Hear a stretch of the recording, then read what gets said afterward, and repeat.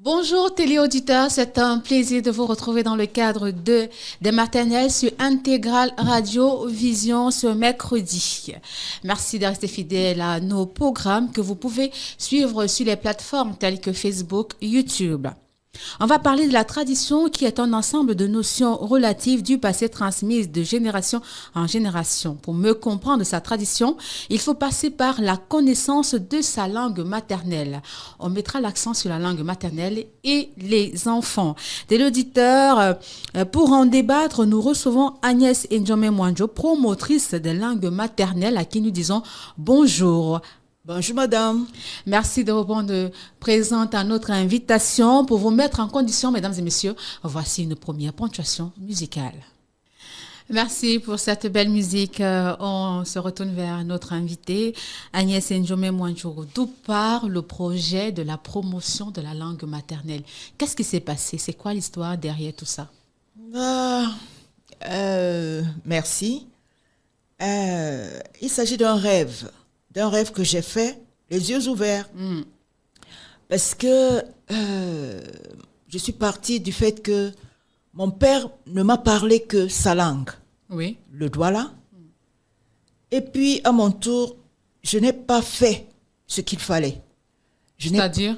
Je n'ai pas parlé la langue douala, celle que mes parents m'ont transmise. Je ne l'ai pas fait auprès de mes enfants. J'ai parlé le français à mes enfants. Et je me suis rendu compte que mes enfants étaient en train de parler le français à mes petits-fils. Oui. Et cela m'a révoltée. J'ai dit, il y a quelque chose qui ne marche pas. Et puis, partant du fait que toute génération a le devoir de transmettre ce qu'elle a reçu des aînés, j'ai dit, il y a quelque chose qui n'a pas marché. Nous avons failli et nous devons le réparer. J'en suis à la logique de la réparation. Et depuis combien de temps ou d'années vous vous êtes lancé dans ce combat, cette promotion de la langue maternelle? Il y a plus de 10 ans. Hein. Oui. Il y a plus de 10 ans, j'ai commencé par... je suis rentrée dans une école du village et puis on y apprenait la tradition. J'y ai puisé ce que j'ai pu. Et puis, j'ai compris que derrière la tradition, il y a la langue avant tout. C'est la langue qui porte la tradition. C'est pourquoi je me suis donc lancée dans l'apprentissage de la langue, dans un centre d'initiation à la culture douala. J'avais plus de 50 ans et je me suis remise à l'école et à la fin, après 3 ans, à la fin de la formation donc, on nous disait il faut aller créer également des écoles de, comment ils ont appelé ça, des écoles d'alphabétisation. Oui. Alors, dès la première année, j'ai étonné mes professeurs et j'ai donc créé mon école à moi, mais pendant les vacances. Comment s'appelle l'école? J'ai appelé cela Village Vacances. Village Vacances. Et comment étaient les débuts? Les débuts, j'ai vu la mobilisation des enfants. Oui. J'ai vu la musique, ils étaient intéressés. Et non, je pense que j'ai été encouragée par l'engouement des parents et même des enfants. Oui, et j'ai donc continué. Aujourd'hui, j'en suis à la 5e année, la 5e édition, de Village Vacances. Oui. Et quelles sont les activités que vous menez pour promouvoir la langue maternelle, particulièrement la langue douala qui vous concerne? J'ai d'abord constaté au sein de ma communauté que les gens ne lisaient pas. Oui. Et moi, j'ai la passion de la lecture, je veux dire, j'aime aller à la connaissance. Je me suis dit, forte de toutes les informations que j'ai, je voudrais pouvoir les transmettre. D'abord, les transmettre aux parents, les amener à lire même un peu. J'ai donc commencé par les bouts de papier. J'allais devant les églises pour aller vendre les petits bouts de papier avec la lecture en douala français. Et j'ai vu l'engouement des gens, des parents. Et je leur disais, mais il faut parler la langue aux enfants. Il faut transmettre aux enfants. Mais il faut dire que la tâche n'a pas été aisée du côté des parents. Ils ont pris des habitudes. Oui. Ils ont, vous savez, ce que j'appelle souvent le complexe des colonisés, où les gens se plaisent à parler le droit, à rivaliser même en parlant le français à leurs enfants, même à leurs petits-enfants. Voilà, j'ai dit que... Au point où on cherche à savoir qui parle mieux français que l'autre. Voilà, dans les familles, on dirait qu'il y a cette rivalité-là. Donc, j'ai compris que non, qu'il fallait beaucoup plus viser les enfants. C'est pourquoi j'ai créé Village Vacances. Oui. Village Vacances où j'ai affaire aux enfants qui ont une autre mentalité. Et puis, je voudrais créer une pépinière dans laquelle il s'est posé un autre problème. Le problème des enseignants. Mais avant d'arriver au problème des enseignants, on a quelques vidéos de Village Vacances édition 2023. On a pu avoir quelques petites vidéos. On vous laisse regarder. Merci.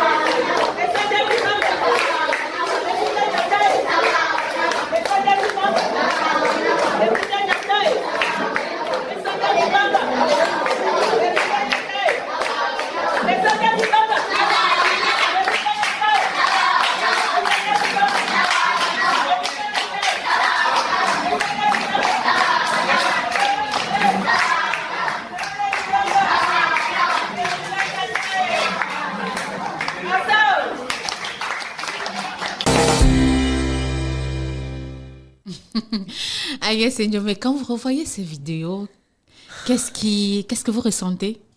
D'abord, beaucoup de joie, parce que j'ai fait un rêve qui se réalise J'ai tourné le dos aux parents qui m'ont déçu. Ils ne font pas d'efforts. Je me suis tournée vers les enfants, les tout petits. Ils sont réceptifs. Et puis, cette vidéo me replonge dans mon enfance. Et puis, je pense que je règle un problème, celui de la transmission, ce que notre génération n'a pas fait. Oui. Voilà. Alors, beaucoup de satisfaction. Et ça m'encourage. Mais qu'est-ce que vous faites pendant ces classes? D'abord, c'est quand la période? C'est pendant les vacances. Pendant les vacances, à partir du mois de juillet. Oui. Oui, juillet, août. Juillet, août. Oui, j'occupe les enfants. Mon rêve, c'est de pouvoir occuper toutes les sphères de la ville de Douala.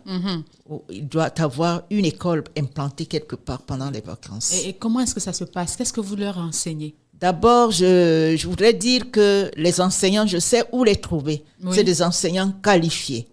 Voilà. Et puis, ce que je leur donne comme enseignement, c'est ce que vous voulez dire? Oui. Ah, d'accord. Les enfants, puisque je suis dans la logique de l'alphabétisation, ils doivent pouvoir lire, écrire et parler. Oui. Et j'utilise beaucoup de supports. Je veux dire, ça peut être au travers des chants, des jeux. Et puis, des petites lectures.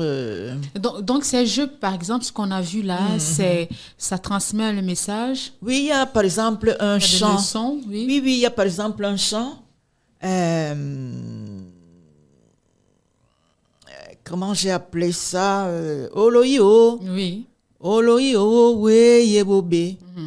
J'ai imaginé dans quel contexte nos grands-parents ont eu à chanter parce que ils utilisaient des comment ça s'appelle, des codes pour transmettre. C'était au temps de la colonisation. Oui. Alors, ils avaient des codes par lesquels ils se comprenaient. J'ai imaginé que ça pourrait être au moment où Douala Manga était pourchassé. Oui. Alors, écoutez les paroles. Oloyo, weye bobe. Bani pula bulele mboko moi kaisa. Bani welema obe, bani tesema obe kaisa riba bobe. Ce qui signifie? C'est-à-dire, on l'entraîne, comment dirais-je? On le met devant un tribunal injuste. Oui. À cause des terres, Oui. parce que c'est chanté comme ça. Oui. J'ai imaginé que, ça c'était une manière pour nos grands-parents de passer, ou même de pleurer en une période de l'histoire précise. Oui. Oui.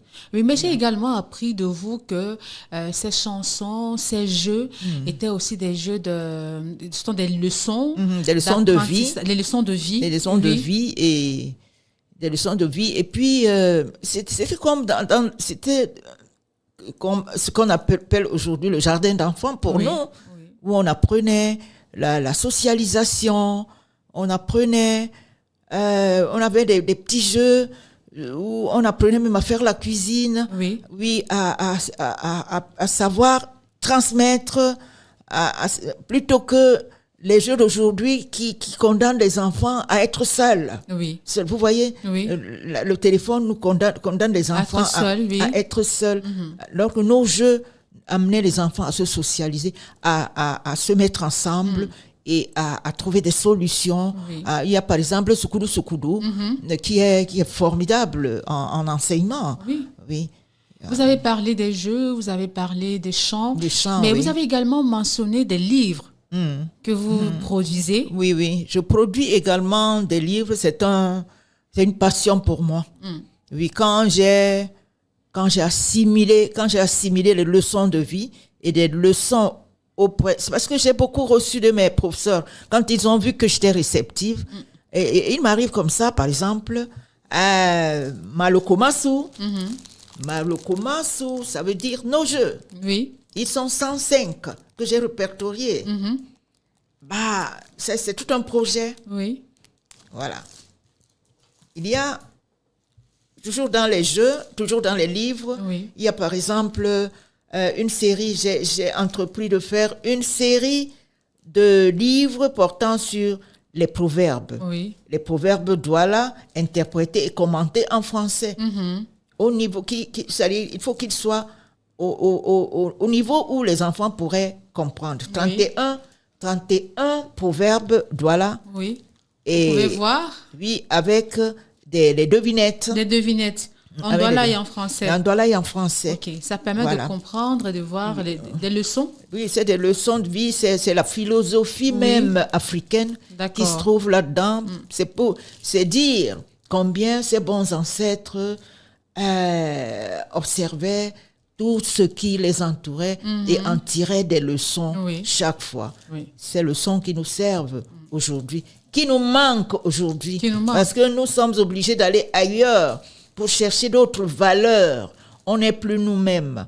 Alors moi, je prône le retour aux sources.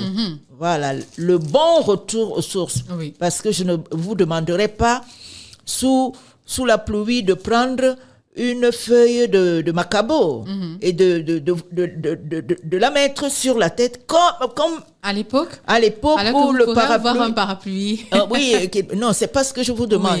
Je vous demande de retourner aux sources pour épuiser des valeurs qui aident l'homme à s'épanouir, qui aident l'homme à se libérer, parce que il y a des traditions qui nous rendent prisonniers, qui nous rendent captifs, qui nous déshumanisent. Je vois également là l'abécédaire. Oui, ça c'est mon bébé. Oui, je vois ça. Il a peut-être 2 mois d'âge. Ça c'est l'abécédaire que j'ai appelé ABC Douala. Oui. C'est un syllabaire où déjà sur la couverture, c'est tout un enseignement. Oui. Déjà sur la couverture, c'est tout un enseignement. Où j'apprends au lecteur que la langue Douala est une langue à tons. Et les tons sont postés sur les voyelles. Oui, voilà. On voit également ici une sorte de plaque. Ici, j'ai écrit un livre que j'ai appelé Lamboten Adina. C'est un lexique, je veux dire illustré. Oui. Mais je me suis rendu compte que les enfants aimaient bien ce livre parce qu'il y a des dessins, des images là-dedans en Douala français. Alors, quand j'ai vu comment les enfants manipulaient le livre, à un moment donné, il était devenu, il se déchirait, il se détruisait dans leurs mains. J'ai entrepris de faire ça. Ça, c'est un jeu. D'accord. Comment nommer 15 oiseaux en Douala français? Comment nommer 15 animaux? 15 poissons? 15, pour ne limiter, je veux dire, pour ne faire que cela, 15 fruits de chez nous. C'est très, très intéressant, très instructif. Très instructif pour les enfants. Oui, pour les enfants. Avec et même pour les images, les images permettent de... Et même pour ça attire quand même l'attention. Oui, ils aiment bien. Et même pour les grandes personnes. Même pour les grandes personnes un qui adulte, veulent renouer avec la adulte, je vois mal un adulte en train de m'aligner 15 noms de fruits en Douala. Alors, il faut que tout le monde se mette à l'école. Oui. Voilà. Et vous avez souligné tout à l'heure un petit souci avec les enseignants. C'était quoi le problème? Oui, les enseignants, la politique linguistique du Cameroun veut que nos langues, les langues nationales, à côté des langues officielles, que les langues nationales soient également intégrées dans l'enseignement des écoles. Oui. L'école secondaire, je veux dire l'enseignement secondaire et même l'enseignement primaire. Mais si nous voulons insérer nos langues dans ce circuit-là, il nous faut des enseignants. Absolument. Il faut aller à l'école. Nous voulons des enseignants. Mon problème maintenant, le défi de l'heure, c'est pouvoir trouver les locuteurs Douala qui aillent suivre une formation pour pouvoir être utiles aussi bien dans le secondaire que dans le primaire. Il y a pénurie. Mais qu'est-ce qu'il faut pour le faire? Est-ce qu'il faut déjà être un enseignant et maintenant avoir aussi à se spécialiser dans la langue? Ou alors, on n'a pas vraiment besoin d'être un enseignant, c'est-à-dire quelqu'un qui est sorti de l'INIEJ pour enseigner la langue Douala? Non, moi je pense qu'il faut une formation au préalable. Il faut déjà parler la langue. Il faut pouvoir parler la langue et rentrer dans un... On peut aller à l'INIEJ, comme on peut aller à l'école normale, comme on peut aller dans un institut dans lequel je suis en train de diriger les enfants en ce moment. Oui.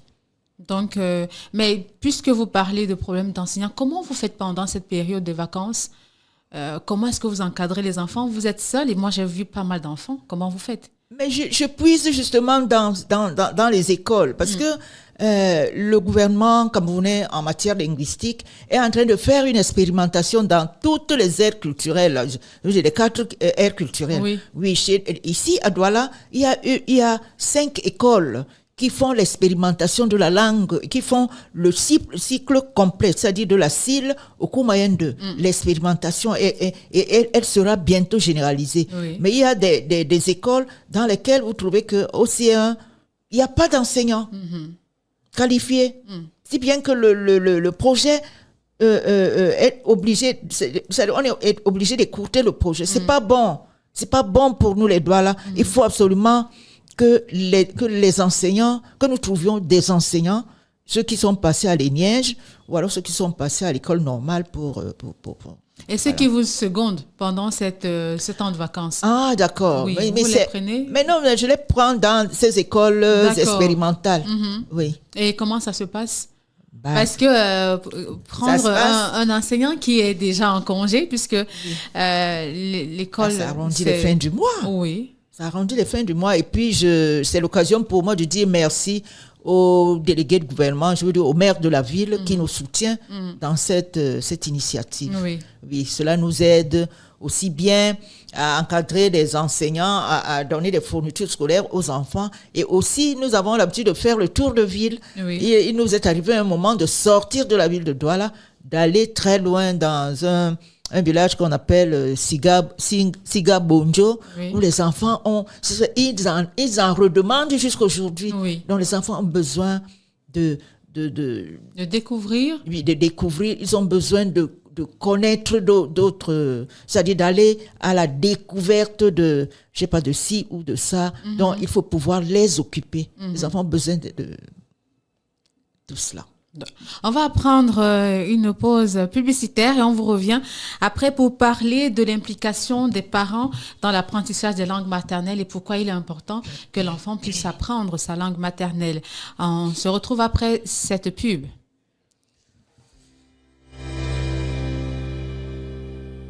Intégrale Radiovision, la pub.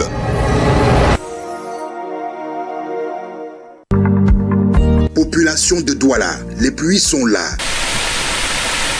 Parce que nous sommes tous concernés, mobilisons-nous contre les inondations en 2023. Alors, ne jetons ni ordures, ni déchets dans les drains et caniveaux pour préserver les vies et éviter les inondations en cette saison des pluies. Ceci est un message de la communauté urbaine de Douala.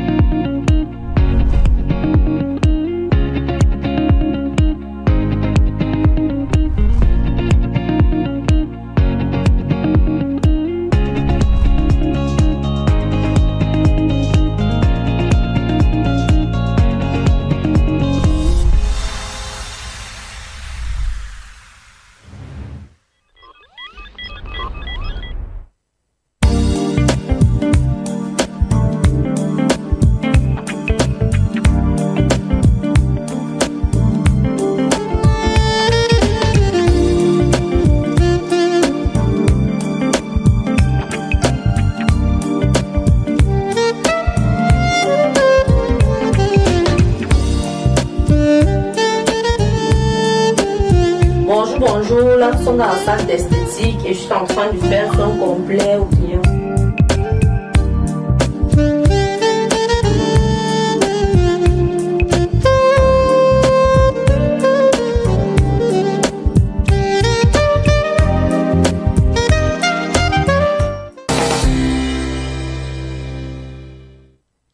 Vous écoutez les maternelles, vous suivez les maternelles sur Intégrale Radio Vision. Aujourd'hui, on parle de l'enfant et la culture. On met l'accent sur la langue maternelle parce que pour connaître, pour s'imprégner de la culture, il faut déjà pouvoir parler la langue. C'est plus facile lorsqu'on enseigne en langue maternelle.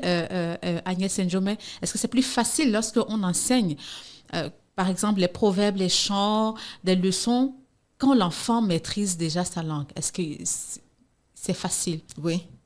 Quand l'enfant une fois que l'enfant maîtrise la langue, c'est facile. Et puis j'en ai rencontré des enfants qui pratiquent la langue à la maison. C'est plus facile. Oui. Et là, ils vont à la découverte de leur culture, les proverbes, les chants. Ils comprennent mieux. Ils comprennent mieux. Ils comprennent mieux et puis le reste suit.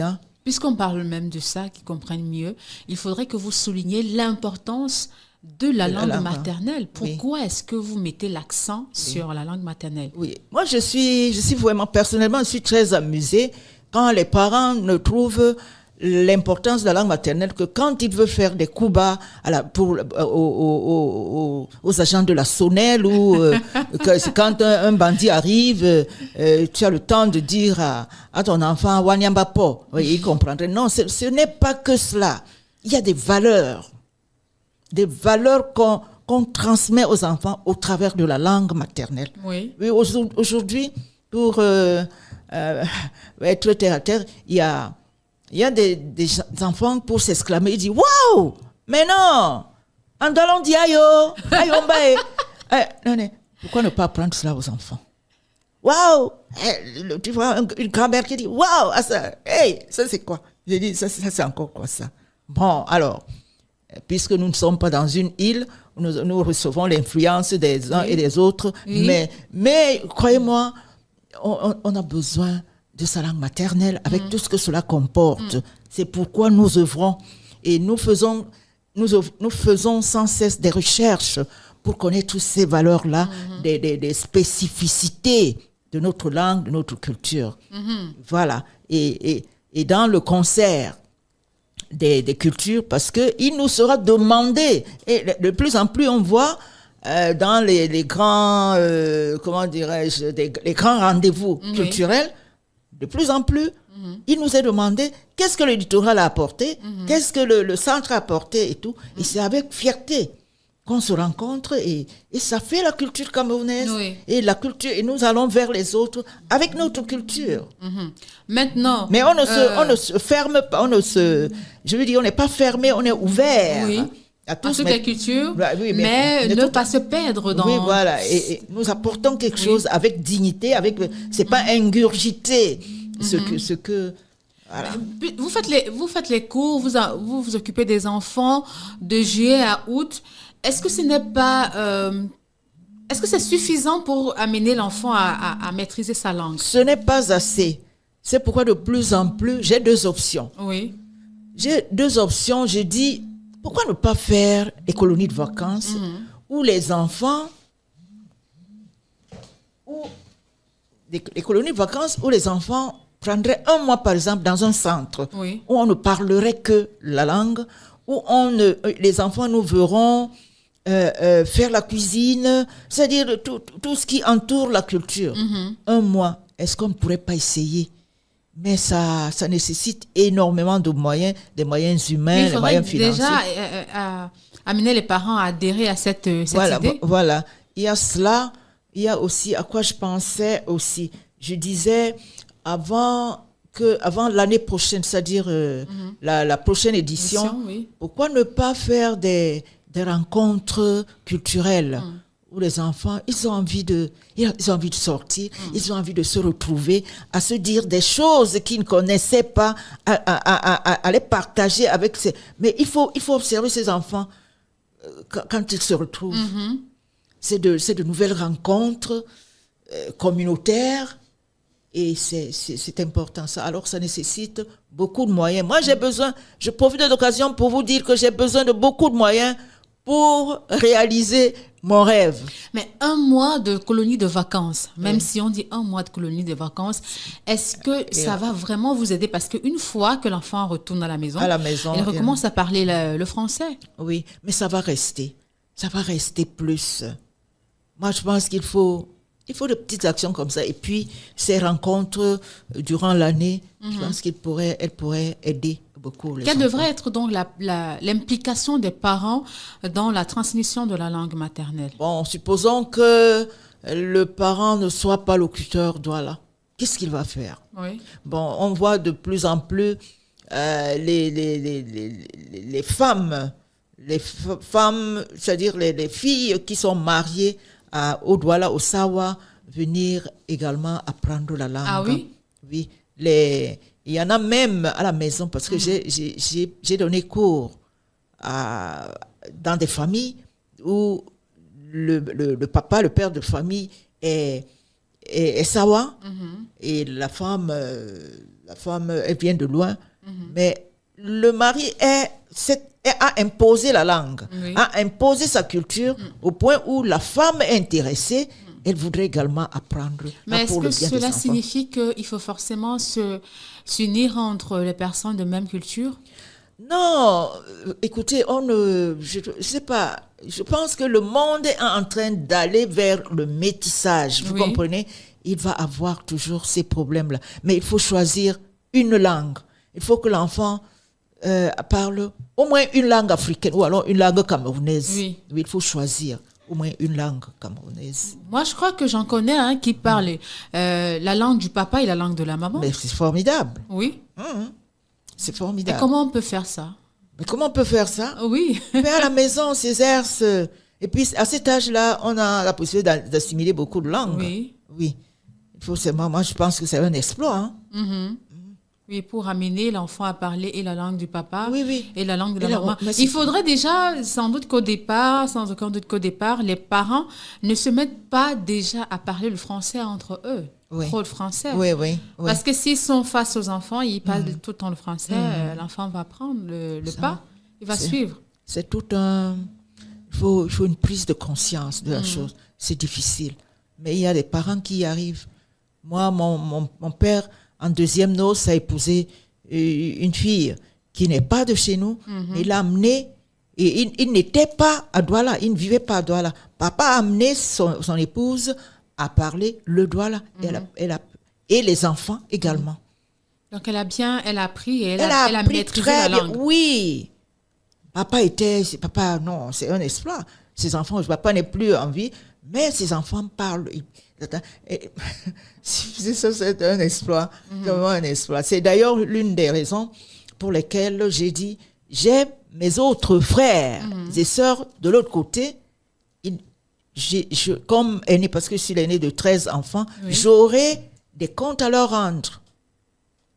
Leur dire, voilà comment on dit ci. Et je suis en train de le faire aujourd'hui par téléphone.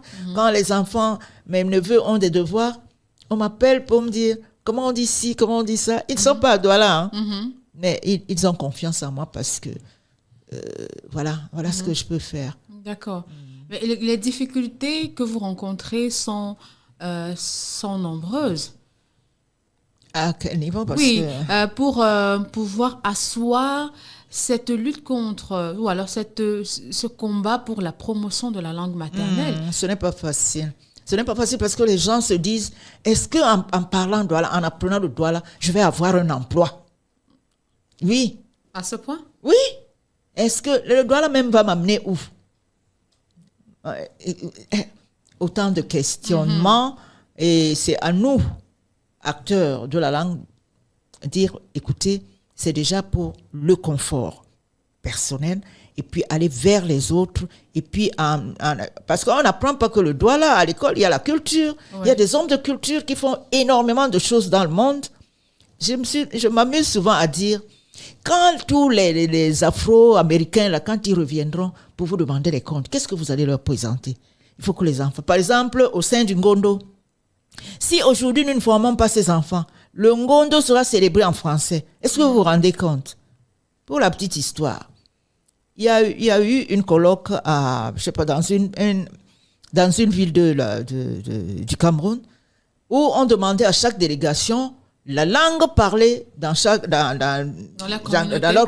leur localité. Oui. Puis arrivé autour de la délégation venant de Douala, de répondre. Ils ont dit c'est le pidgin qu'on parle à Douala. La langue locale à Douala, c'est le pidgin. Est-ce que vous allez accepter cela? Non, moi j'ai dit non, c'est pas possible. C'est pourquoi je redouble d'efforts auprès de ces enfants. C'est mes pépinières. On va renverser la tendance. Renverser la tendance. Oui. C'est une lutte, c'est un défi à relever. Ce n'est pas impossible, ça nécessite énormément de moyens, il faut que je vous le dise. Et donc, parce que je ne fais que ça, du matin jusqu'au soir. Je ne fais que ça. Oui. Et qu'est-ce que vous avez en projet? Vous avez montré votre bébé il n'y a pas 2 mois. Et après ça, qu'est-ce que vous faites?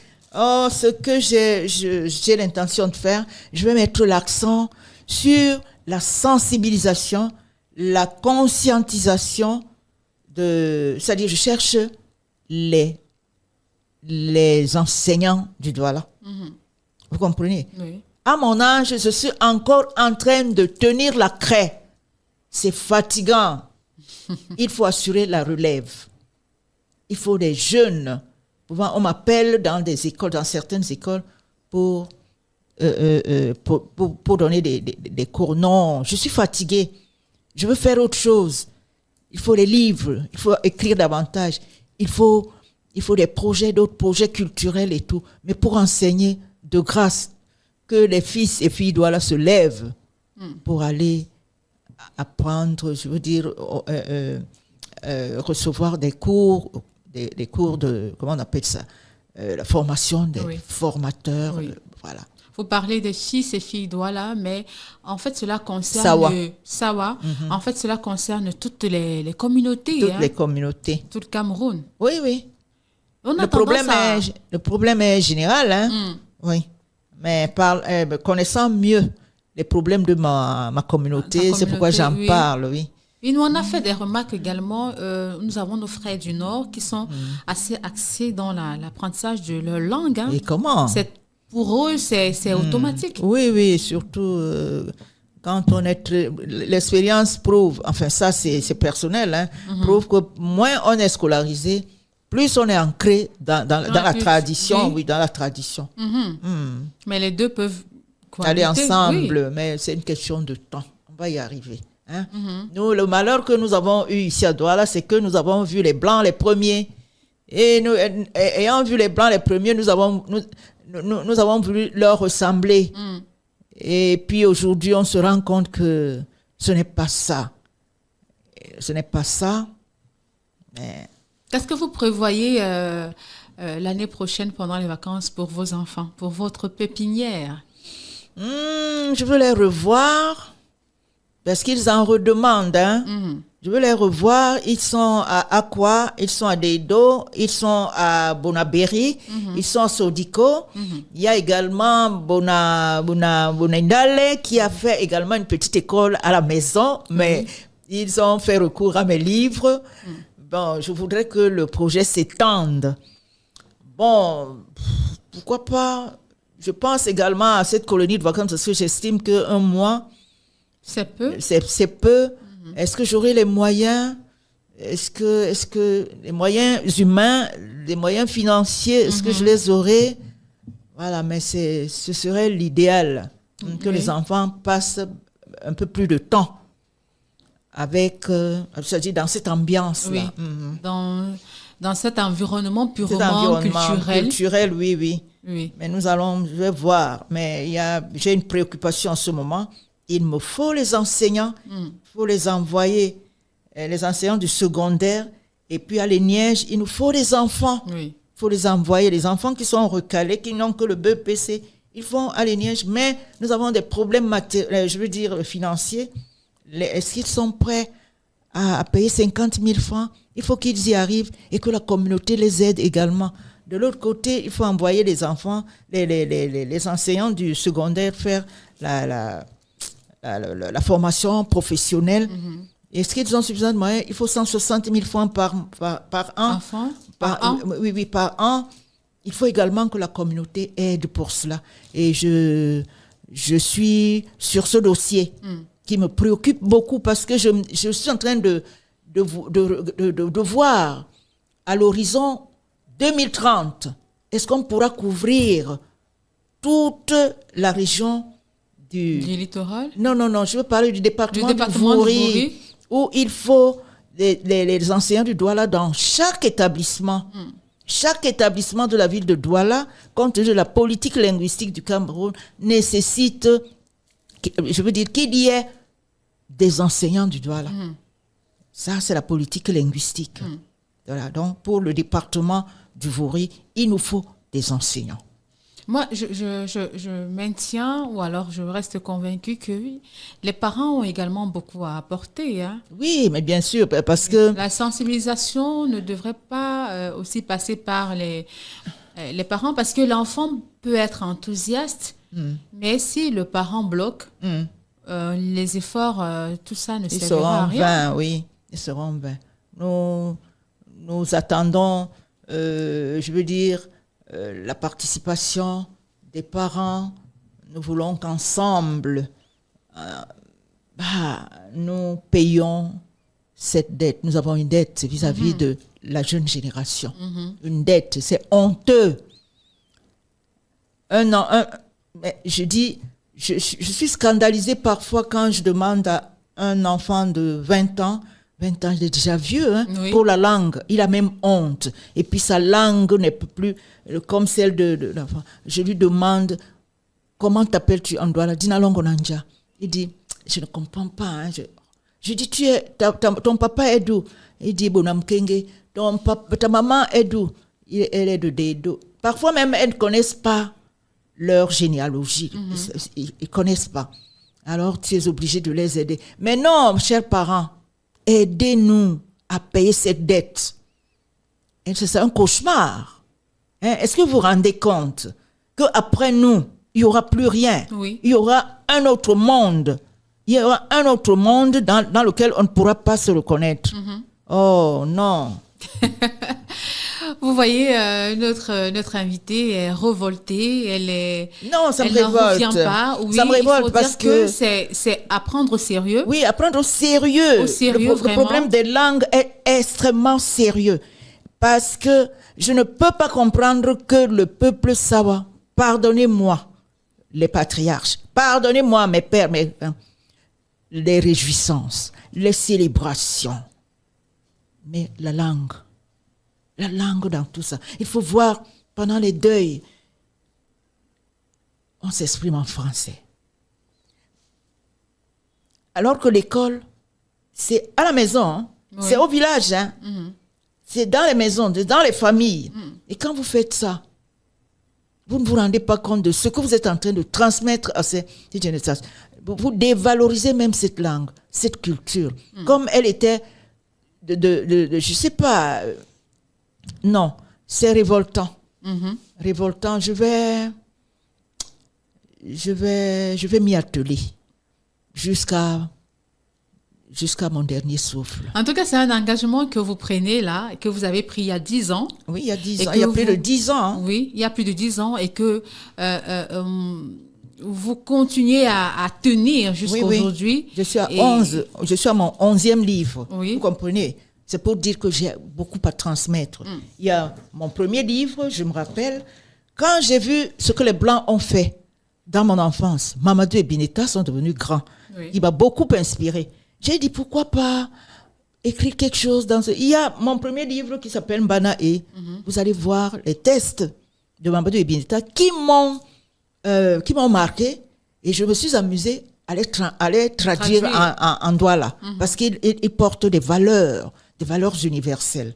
Il y a le deuxième, Ozana, ça c'est un peu le spirituel, hein. Oui. Mais après j'ai écrit un autre livre, le troisième, un lexique thématique, parce qu'il m'a été dit que, vous savez, si les Douala de temps en temps, ils utilisent les mots français, c'est parce que le Douala le Douala n'est pas riche. J'ai dit, je vais voir ça. Et j'ai fait un livre que j'ai appelé le lexique thématique, chaque thème avec son vocabulaire. J'ai dit, ce n'est pas vrai. Ce n'est pas vrai. Nous pouvons parler le Douala sans y mettre un seul mot en français ni en anglais. Nous pouvons le faire. Alors, le quatrième, Nabou Sibwam, l'autre, Lamboten Adina, Tikamboa. J'aime également l'histoire. Notre histoire. J'adore notre histoire. Surtout l'histoire des Dedo. Oui. Comment notre ancêtre est parti de Bonadouma, comment il a cheminé, comment... Et toutes ces histoires, est-ce que vous partagez cela avec vos enfants lorsqu'ils viennent apprendre la langue? Oui, je le leur dis. Je le leur dis. Parce que j'aborde également l'histoire. Oui. Par exemple, le Doualamanga. Oui. Doualamanga, quand je les amène sur le mausolée de Doualamanga et de Ngosodine, je prends la peine de leur parler déjà de la personne. Oui. Voilà, de la personne, et puis je leur dis de tirer des leçons. D'abord. Comme on dit souvent, c'est bon de savoir où on vient pour savoir où on va. Oui. Merci pour ce partage, c'était très très intéressant. Merci. On n'a pas envie d'arrêter, on a envie d'apprendre un peu plus. Il y a beaucoup de choses à dire, on espère qu'on pourra vous recevoir dans de prochaines éditions pour parler de l'avancée de votre combat pour la langue maternelle, la promotion de la langue maternelle. C'est très important. Merci, c'est ici que s'achèvent les maternelles, mesdames et messieurs. On vous donne rendez-vous vendredi dès 10h. Merci.